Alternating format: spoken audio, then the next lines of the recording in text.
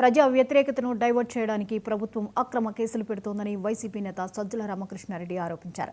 సాక్షి డిబేట్లో ఓ వ్యక్తి చేసిన వ్యాఖ్యలతో తనకు సంబంధం లేదని జర్నలిస్ట్ కుమ్మినేని చెప్పినా అరెస్ట్ చేయడం సరికాదన్నారు.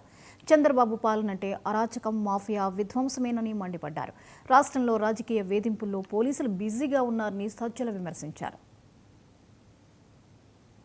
అందులో అమరావతి చుట్టుపక్కల ఆయన మెన్షన్ చేసినప్పుడు కొమ్మినేని గారు మళ్ళీ మేము చూస్తే వారించారు.